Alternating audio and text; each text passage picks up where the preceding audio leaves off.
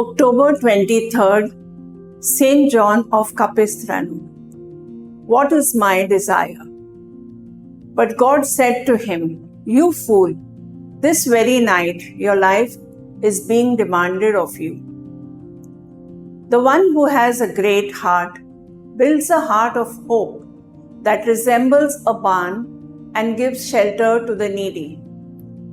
The truth is that if we have lived for God and His people with an enlarged heart, then death is liberation.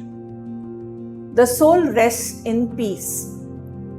Where our treasure is, there is also our heart. The parable of the rich fool teaches us a lesson about not over-relying on earthly things. Rather, working on how to save one's soul and the souls of others to gain eternal life.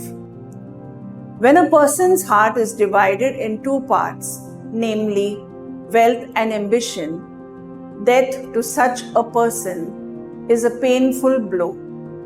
The fact of the matter is that it is much more painful when one heart is being torn apart than when two hearts are getting separated. Therefore, we are left with these questions. What is my desire? Whom do I rely on? Is my heart and soul prepared for eternal life? Etc.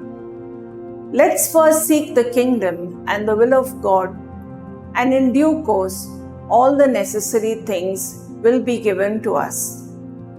Let our efforts be on getting the shades of the central teaching of Jesus, which is to liberate us from the clutches of sin. We have eternity in our hearts, but time on our hands, says Bishop Fulton J. Sheen. Pray and practice. Lord, we earnestly pray for the desire to prepare our souls to take shelter in your divine self. May our hearts be engulfed by your love.